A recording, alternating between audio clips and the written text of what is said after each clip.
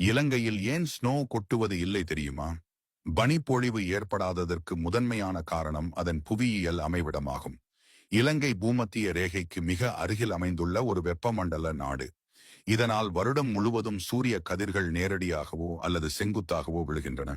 இதன் காரணமாக வளிமண்டல வெப்பநிலை எப்போதும் பனி உருவாவதற்கு தேவையான நிலையை விட அதிகமாகவே இருக்கிறது. பனி பொழிவதற்கு வளிமண்டலத்தின் வெப்பநிலை -1ற்கு குறைவாக இருக்க வேண்டும்.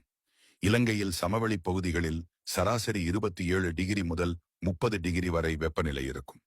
பொதுவாக வெப்பமண்டல நாடுகளிலும் மிக உயரமான மலைச்சிகரங்களில் உதாரணமாக இமயமலை அல்லது ஆப்பிரிக்காவின் கிளிமஞ்சாரோ பனி பொழியும்.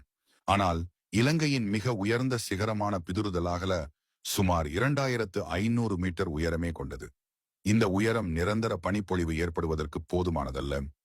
நுவரெலியா போன்ற மலைப்பாங்கான பகுதிகளில் ஜனவரி, பிப்ரவரி மாதங்களில் அதிகாலை வேளையில் புற்களின் மேல் வெள்ளை நிற படிவங்களை காணலாம். இதை உள்ளூரில் மந்தார பனி என்று அழைப்பார்கள். இது மேகங்களிலிருந்து பொழியும் பனி அல்ல. தரையில் உள்ள ஈரப்பதம் அதிகாலையில் நிலவும் கடும் குளிரால் உறைந்து போவதால் உருவாகும் ஒரு மெல்லிய பனிக்கட்டி படலம் மட்டுமே. சுருக்கமாகச் சொன்னால், இலங்கையின் வெப்பமான காலநிலையும் அதன் புவியியல் இருப்பிடமுமே பனி பொழியாமல் இருப்பதற்கு காரணம்.